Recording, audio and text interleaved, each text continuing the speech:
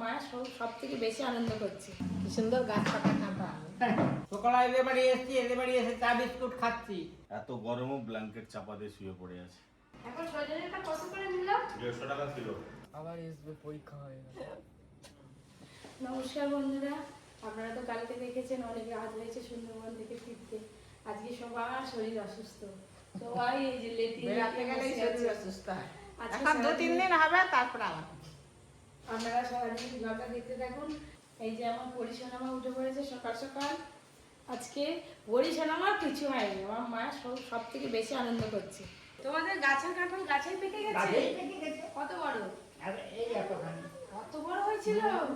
তোকে গোটা দিতাম তখন বিশ্বাস করতো, কিন্তু গোটা কে বয়ে আনবে তো আমি পারি। কত বড় কে আনবে? আর আমাদের এত কে খাবে?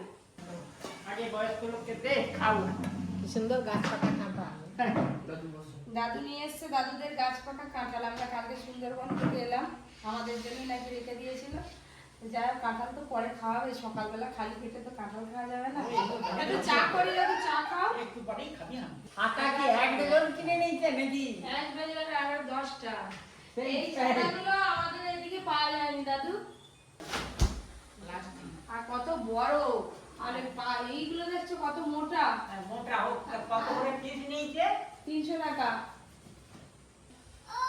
ভালো হয়েছে নেই যাই। আই তাকে ডাক, তাকে ডাক। তোমার ওইটা পছন্দ?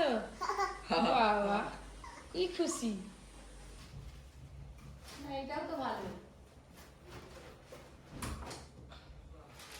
জল পড়বে থাকি। জল দিয়ে না, এই যে এইগুলো কিন্তু সব উঠে যাবে, তখন এই ডিজাইন একটাও থাকবে না, এটা প্লেন হয়ে যাবে। এই যে এইগুলো উঠছে, এই যে চিক চিক চিক করছে। না এইটার কালারটা একটু পছন্দ করলো, বলছিলাম যে একটু অন্য কালার নেবো। সময় আর ওই দিলনি। সুন্দরবন যাওয়ার সময় দাদুকে বলে গেছিলাম সুন্দরবনের কাঁকড়া নিয়ে আসবো, কিন্তু এত বর্ষা কাঁকড়া দেখা পেলামই না। দাদা ভাইয়ারে বলেছে যদি কাঁকড়া ভালো পায় তখন হচ্ছে পার্সেল করে পাঠিয়ে দেবে। বর্ষাকালে কাঁকড়া একটু কমই পাওয়া যায়, চারিদিকে তো জলে ভর্তি। দাদু কাঁকড়া পাইনি গো, সবাইকে দেবো, সবাইকে দেবো। না আমি খাবো না, আমার খাইছি। আমাকে খাও একটু। সকালে এদের বাড়ি এসেছি, এদের বাড়ি এসে চা বিস্কুট খাচ্ছি। তুই খাবি? হাম চলাই। ওরই খাবার দাদু, তুমি খেয়ে নাও। আজকে সব অনেক রাত্রে ফিরে সকলের খুব শরীর খারাপ। সকলেরই বলতে গেলে শরীর খারাপ, আমারও শরীর খারাপ, খুব গাতে যন্ত্রণা হচ্ছে। তবু তো রান্নাটা করতে হবে। এদিকে ডাল হচ্ছে, আর একটু পেট খারাপ হয়েছে কয়েকজনের, ওই জন্য একটু ঝোল ভাত হবে। সুন্দরবন থেকে এসে আমাদের সবারই প্রায় শরীর খারাপ, শুধু মা বাবা একটু স্ট্রং আছে, বোন আমি পপি সবারই অসুস্থ। তো ওই যে পপির জ্বর হয়েছে, মাথার যন্ত্রণা, এই যে এত গরমও ব্ল্যাঙ্কেট চাপা দিয়ে শুয়ে পড়ে আছে। ওষুধ এনে দিয়েছিলাম সকালবেলা, ওষুধটা খেয়েছে। আমারও শরীরটা খুব একটা ভালো লাগছে না, জ্বর জ্বর লাগছে। চলো ওটা ভাত খাবে তো? খেয়ে নাও। হ্যাঁ ওষুধ ওষুধ খেয়েছি। নিয়ে শুয়ে পড়ে গেছি। চলো চলো ভাত ওষুধ খেতে একটু ভালো হয়েছে, হাতটা কমছে। ভাত খেয়ে নেবে চলো। আজকে মাগুর মাছ নিয়ে এসেছি, মাকে বলেছি একদম সজনে ডাঁটা দিয়ে পাতলা করে ঝোল করতে। এই কটা দিন যা খাওয়া দাওয়া হলো সুন্দরবনে, এবার একটু হালকা পাতলা রেসিপি খেতে হবে আর কি। মুড়ি নিয়ে এসেছিলাম সকালবেলা, বাতাসা মুড়ি, শুকনো মুড়ি, তাও পড়ে আছে, মুড়ি খাইনি। আমি এবার একটু স্নান করে নিই, স্নান করে ভাত খাই। এই যে পরি খেতে বসছে, আজকে সারাদিনই নিচেই, মায়ের কাছকে যায়নি, মায়ের একটু শরীর খারাপ। শিঙি মাগুরের ঝোল, এই যে মাগুর মাছের ঝোল দিয়ে ভাত খাচ্ছে পরি।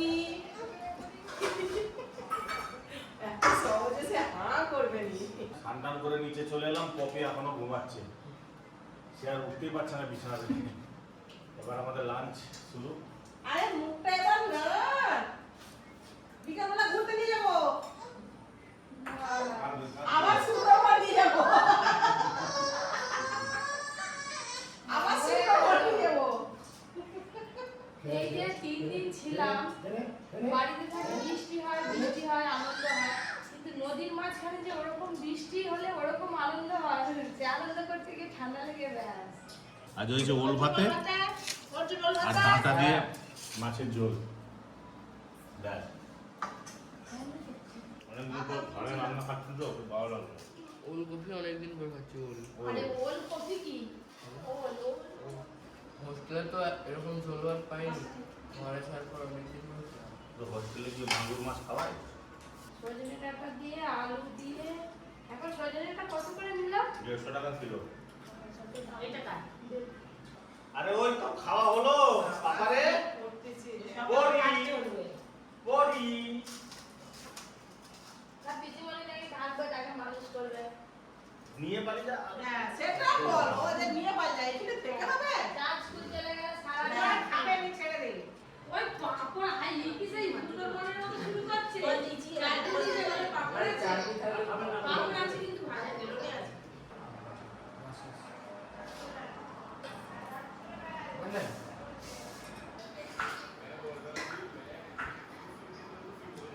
মাগুর মাছ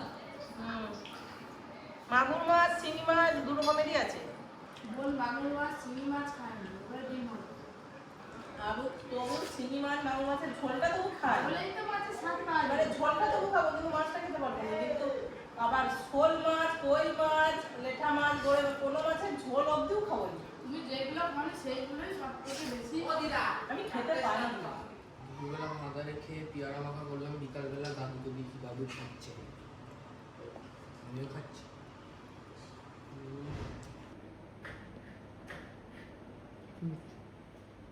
অর্জুন এটা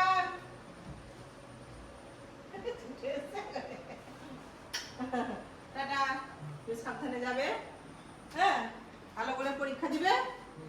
কালকে তো সুন্দরবন থেকে বেরিয়ে চলে এলাম, আবার মেয়ে আজকে ঘর যাবে, জামাই চলে গেছে, এবার মেয়ে ঘর যাবে বেরিয়েছে। যাও চলো টাটা। মন খারাপ হয়ে গেছে, কিছু মনে চলে যাচ্ছে। আবার আসবে, পরীক্ষা হয়ে গেল আমাদের, শেষ হয়ে গেল, একবার আসবে।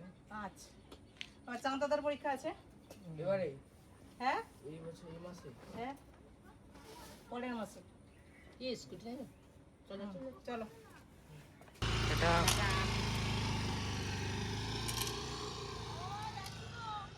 এত ঘুমাচ্ছিলাম, খাওয়া দাওয়ার পর এত শরীর অসুস্থ, বোন বাড়ি চলে গেল, ঘুমতেই পারিনি, সেই ঘুমিয়েই আছি। তারপরে এই যে ঘুম থেকে উঠে পরের জন্য করছি লেবুর রস, আর অর্জুন বানালো লাল চা। এই যে আজকে অর্জুনই চা বানিয়েছে, পরীকে আগে খাইয়ে দিই। অর্জুন আজকে কিরকম চা বানায় দেখবো। অর্জুন সব শিখে গেছে, চা করতে পারে, ডিম ভাজা করতে পারে, আলু মাখাতে পারে, হ্যাঁ সব পারে। দুপুরে খাওয়া দাওয়ার পর বিকেল পর্যন্ত ঘুমাতে একটু এখন ভালো লাগছে। ঘুমেরও তো আর ঠিক নেই, আর ঘুমাতে গেলে খাওয়ারও ঠিক থাকে না। কি না হয়তো দেওয়া যাবে না, তুমি হাঁ করো।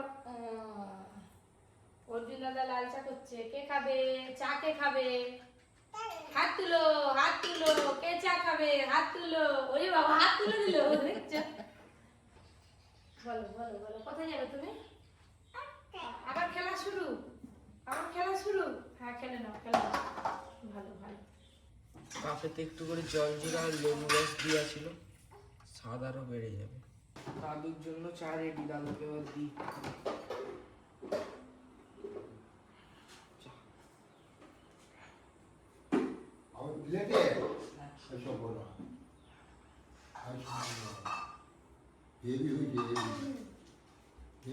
খাও তারপরে বসে হেভি হয়েছে না, বেশি করে দিলে হেভি হয়েছে। হ্যাঁ ঠিকই আছে, চায়ের লেবু রস দিচ্ছে, রংটা খুব সুন্দর এসেছে, সেই লাল দোকানের মতো। ভালো হয়েছে? তো দেখি বাবা, আমার স্বাদ লাল চালের চা বাবা। অর্জুনের বউ বলে অর্জুন অনেক টাকা আসবে দিতে হবে। তো দেখি টেস্ট করে।